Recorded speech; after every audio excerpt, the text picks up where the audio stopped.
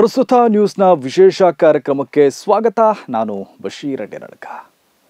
ಸಿದ್ದರಾಮಯ್ಯನವರ ಸರ್ಕಾರ ಕೊನೆಗೂ ಜನಾಗ್ರಹಕ್ಕೆ ಮಣಿದಿದೆ. ಧರ್ಮಸ್ಥಳದಲ್ಲಿ ಸರಣಿ ಕೊಲೆಗಳು ನಡೆದು ಮೃತದೇಹಗಳನ್ನು ಕಾಡಿನಲ್ಲಿ ಹೂತು ಹಾಕಲಾಗಿದೆ ಎಂಬ ಆರೋಪದ ಬಗ್ಗೆ ತನಿಖೆ ನಡೆಸಲು ರಾಜ್ಯ ಸರ್ಕಾರ ವಿಶೇಷ ತನಿಖಾ ತಂಡವನ್ನು ರಚಿಸಿದೆ.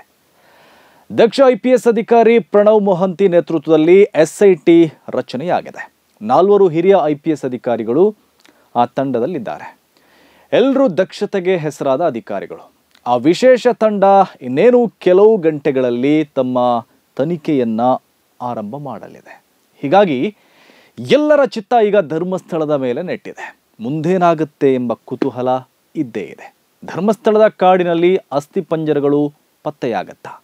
ಪತ್ತೆಯಾದರೆ ಮುಂದಿನ ತನಿಖೆ ಹೇಗೆ ಸಾಗುತ್ತೆ? ಯಾರ ಬುಡಕ್ಕೆ ಆ ತನಿಖಾ ತಂಡ ಹೋಗಿ ಮುಟ್ಟುತ್ತೆ? ಹೀಗೆ ನಾನಾ ಕುತೂಹಲಗಳಿವೆ. ಆ ಕುತೂಹಲಗಳಿಗೆ SIT ತನಿಖೆಯ ಮೂಲಕವೇ ಉತ್ತರ ಸಿಗಬೇಕಾಗಿದೆ. ಇನ್ನೊಂದೆಡೆ SIT ತನಿಖೆಗೆ ರಾಜ್ಯ ಸರ್ಕಾರ ಆದೇಶ ಮಾಡ್ತಾ ಇದ್ದಂತೆ ಪರ ವಿರೋಧ ಚರ್ಚೆಗಳು ಬಿರುಸು ಪಡೆದಿದೆ.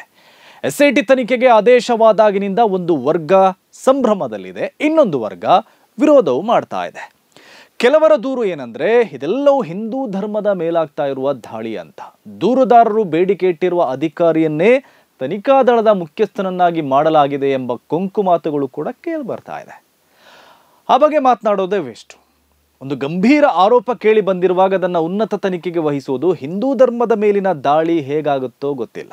ಸಾಕ್ಷಿ ದೂರುದಾರನಿಗೆ ನಂಬಿಕೆ ಇರುವ ಅಧಿಕಾರಿಗಳನ್ನ ನೇಮಿಸದೆ ಮತ್ಯಾರನ್ನ ನೇಮಕ ಮಾಡಬೇಕಿತ್ತೋ ಎಂಬ ಪ್ರಶ್ನೆಯನ್ನು ಅವರಿಗೆ ಕೇಳಬೇಕಾಗಿದೆ. ಈ ಪ್ರಶ್ನೆಯನ್ನು ಅವರಲ್ಲಿ ಕೇಳಿ ಯಾವ ಪ್ರಯೋಜನವೂ ಇಲ್ಲ. ಯಾಕಂದರೆ ಈ ಪ್ರಶ್ನೆ ಮಾಡೋರೆಲ್ಲ ಖಾಲಿ ತಲೆಗಳಷ್ಟೇ. ಹಾಗಾಗಿ ಅವರ ಬಗ್ಗೆ ಮಾತಾಡಿ ಪ್ರಯೋಜನ ಇಲ್ಲ. ಇನ್ನು ಕೆಲವು ಮೀಡಿಯಾಗಳು ಕೂಡ SIT ತನಿಖೆ ಬಗ್ಗೆ ಈಗಾಗಲೇ ಅಪಪ್ರಚಾರ ಕೂಡ ಶುರು ಮಾಡಿದೆ. SIT ತಂಡದ 2 ಅಧಿಕಾರಿಗಳು ಈ ತನಿಖಾ ತಂಡದಿಂದ ಹಿಂದೆ ಸರಿಯಲು ತೀರ್ಮಾನಿಸಿದ್ದಾರೆ. ಅವರು ಸರ್ಕಾರಕ್ಕೆ ಪತ್ರ ಬರೆಯಲಿದ್ದಾರೆ ಎಂದು ಸುದ್ದಿ ಪ್ರಕಟ ಆಗಿದೆ. ಆದರೆ ಅದು ಸುಳ್ಳು ಸುದ್ದಿ ಅಂತ ಗೊತ್ತಾಗಿದೆ. ಗೃಹ ಸಚಿವರೇ ಆ ಬಗ್ಗೆ ಸ್ಪಷ್ಟನೆಯನ್ನ ನೀಡಿದ್ದಾರೆ. ಅಂದ್ರೆ ಇಲ್ಲಿ SIT ತನಿಖೆ ವಿಚಾರದಲ್ಲಿ ಪಟ್ಟಭದ್ರರು ದಾರಿ ತಪ್ಪಿಸಲು ನೋಡ್ತಾ ಇರೋದು ಆ ಸುಳ್ಳು ಸುದ್ದಿಗಳ ಮೂಲಕ ಅನಾವರಣಗೊಂಡಿದೆ. ಇನ್ನೇನೋ ಸುಳ್ಳು ಸುದ್ದಿಗಳು ಹರಡುತ್ತೋ ಗೊತ್ತಿಲ್ಲ.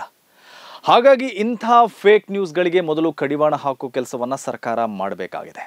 ಅದೇನೇ ಇರಲಿ, ಧರ್ಮಸ್ಥಳ ಠಾಣಾ ವ್ಯಾಪ್ತಿಯಲ್ಲಿ ಹತ್ಯಾಕಾಂಡ ನಡೆದು ಮುಚ್ಚಿ ಹಾಕಲಾಗಿದೆ ಎಂಬ ಗಂಭೀರ ಆರೋಪ ಕೇಳಿ ಬರ್ತಿರೋದ್ರಿಂದ ಆ ಬಗ್ಗೆ ಉನ್ನತ ಮಟ್ಟದ ತನಿಖೆಯ ಅವಶ್ಯಕತೆ ಇದೆ. ಅದಕ್ಕಾಗಿ ವಿಶೇಷ ತನಿಖಾ ತಂಡ ರಚನೆಯಾಗಿದೆ. ಆದರೆ ಅದು ವಿಶೇಷ ತನಿಖಾ ತಂಡದ ತನಿಖೆ ಆಗಿದ್ದರಷ್ಟೇ ಸಾಲದು. ಅದು ವಿಶೇಷ ತನಿಖೆಯನ್ನೇ ಮಾಡಬೇಕಾಗಿದೆ. ಆ ತನಿಖೆ ಸಮಗ್ರವಾಗಿ ನಡೀಬೇಕು, ಪಾರದರ್ಶಕವಾಗಿಯೂ ನಡೀಬೇಕು, ಯಾವುದೇ ಒತ್ತಡಗಳಿಗೆ ಮಣಿಯದೆ ನಡೀಬೇಕು. ಈಗ ಇರುವ ಪ್ರಶ್ನೆ ಏನಂದ್ರೆ SIT ತನಿಖೆ ಪಾರದರ್ಶಕವಾಗಿ ನಡೆಯುತ್ತಾ, ಸಮಗ್ರವಾಗಿ ನಡೆಯುತ್ತಾ ಅಂತ, ಅಥವಾ ಕಾಟಾಚಾರಕ್ಕಷ್ಟೇ ತನಿಖೆ ನಡೆದು ಕೈ ತೊಳೆದುಕೊಳ್ಳುತ್ತಾ ಅನ್ನೋದು. ಯಾಕಂದ್ರೆ ಧರ್ಮಸ್ಥಳ ಠಾಣಾ ವ್ಯಾಪ್ತಿಯಲ್ಲಿ ಈ ಹಿಂದೆ ಅಪರಾಧ ಕೃತ್ಯಗಳು ನಡೆದಾಗ ಅದನ್ನ ವ್ಯವಸ್ಥೆಯೇ ಮುಚ್ಚಿ ಹಾಕಿರುವ ಆರೋಪಗಳಿದೆ.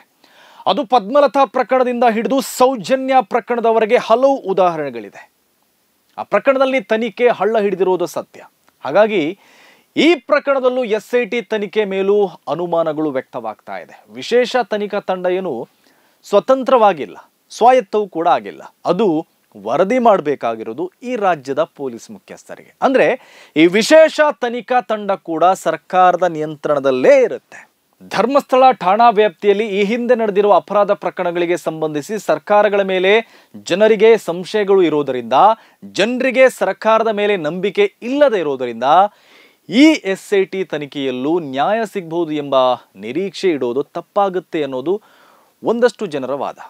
ಈ ಪ್ರಕರಣದಲ್ಲೂ ಸರ್ಕಾರ ಆರಂಭದಲ್ಲಿ ಮೀನಾಮೇಷ ಎಣಿಸಿತ್ತು. CM ಮತ್ತು ಗೃಹ ಸಚಿವರು ಮೊದಲಿಗೆ ವಿಶೇಷ ತನಿಖಾ ತಂಡ ರಚನೆಯ ಅವಶ್ಯಕತೆ ಇಲ್ಲ ಎಂಬಂತೆ ಮಾತನಾಡಿದರು. ಕೊನೆಗೆ ಜನಾಗ್ರಹಕ್ಕೆ ಮಣಿದು SIT ರಚನೆ ಮಾಡಿದ್ದಾರೆ. ಹೀಗಿರುವಾಗ ಪಟ್ಟಭದ್ರರು SIT ತನಿಖೆ ಮೇಲೆ ಪ್ರಭಾವ ಬೀರಲ್ಲ ಎಂಬ ಗ್ಯಾರಂಟಿ ಏನಿದೆ ಅಂತ ಒಂದಷ್ಟು ಜನರು ಪ್ರಶ್ನೆ ಮಾಡ್ತಾ ಇದ್ದಾರೆ, ಸಂಶಯ ವ್ಯಕ್ತಪಡಿಸ್ತಾ ಇದ್ದಾರೆ. ಈಗಲೂ ಜನರಿಗೆ ಸರ್ಕಾರದ ಮೇಲೆ ಸಂಶಯಗಳು ಇದ್ದೇ ಇದೆ, ಅವೇನೂ ದೂರ ಆಗಿಲ್ಲ. ಅದು ದೂರ ಆಗಬೇಕಾದ್ರೆ ಈ SIT ತನಿಖೆ ಸ್ವತಂತ್ರವಾಗಿ ನಡೆದರೆ ಉತ್ತಮ. ಅದು ಹೆಂಗಂದ್ರೆ SIT ತನಿಖೆ ಸರ್ಕಾರದ ಪರಿಧಿಯೊಳಗೆ ನಡೀಬಾರ್ದು, ಅದು ನ್ಯಾಯಾಂಗದ ಪರಿಧಿಯಲ್ಲಿ ನಡೀಬೇಕು. ಈಗ ರಚನೆಯಾಗಿರುವ SIT ನ್ಯಾಯಾಂಗದ ನಿಯಂತ್ರಣದಲ್ಲಿ ಮಾತ್ರ ಇರಬೇಕು. ಅದಕ್ಕಾಗಿ SIT ತನಿಖೆಯ ಮೇಲ್ವಿಚಾರಣೆಯನ್ನ ಒಬ್ಬರು ನ್ಯಾಯಾಧೀಶರಿಗೆ ವಹಿಸಬೇಕು ಅನ್ನೋದು ಹಲವರ ಆಗ್ರಹ.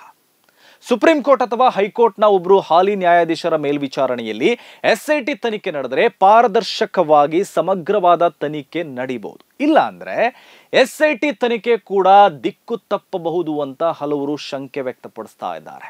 ಸರ್ಕಾರ ಯಾರ ಒತ್ತಡಕ್ಕೂ ಮಣಿಯಲ್ಲ ಅಂತ CM ಹೇಳಿರ್ಬೋದು. ಆದ್ರೆ ಕಳೆದ 2 ವಾರಗಳ ಚಿತ್ರಣ ಗಮನಿಸಿದ್ರೆ CM ಮಾಡಿರುವ ಮಾತೇನು ನಂಬಿಕೆಗೆ ಅರ್ಹ ಆಗಿಲ್ಲ. ಜುಲೈ 3ನೇ ತಾರೀಕಿಗೆ ದೂರು ದಾಖಲಾಗಿ ಜುಲೈ 4ಕ್ಕೆ FIR ದಾಖಲಾದರೂ ತನಿಖೆ ಆರಂಭವೇ ಆಗಿರಲಿಲ್ಲ. ಅದರ ಮಧ್ಯೆ CM ಮತ್ತು ಗೃಹ ಸಚಿವರು ಈ ಪ್ರಕರಣದ ಬಗ್ಗೆ ಮಾತನಾಡಿರುವುದನ್ನು ಕೇಳಿಸ್ಕೊಂಡ್ರೆ ಅವರು ಈ ಬಗ್ಗೆ ಗಂಭೀರವಾಗಿದ್ದಾರೆ ಅಂತ ಅನಿಸ್ತಾ ಇರಲಿಲ್ಲ. ಕೊನೆಗೆ ಸಾರ್ವಜನಿಕ ಒತ್ತಡ ಹೆಚ್ಚಿದ್ರಿಂದ SIT ರಚನೆಯಾಗಿದೆ. ಹಾಗಾಗಿ SIT ರಚನೆಯಾದರೂ ಜನರಲ್ಲಿರುವ ಅಪನಂಬಿಕೆಗಳು ದೂರ ಆಗಿಲ್ಲ. ಅದು ದೂರ ಆಗಬೇಕಾದ್ರೆ ಸಿದ್ದರಾಮಯ್ಯನವರ ಸರ್ಕಾರ ಜನರ ಸಂಶಯಗಳಿಂದ ಬಚಾವಾಗಬೇಕಾದ್ರೆ ನ್ಯಾಯಾಂಗದ ಪರಿಧಿಯಲ್ಲಿ ಈ SIT ತನಿಖೆ ನಡೆಸೋದು ಉತ್ತಮ.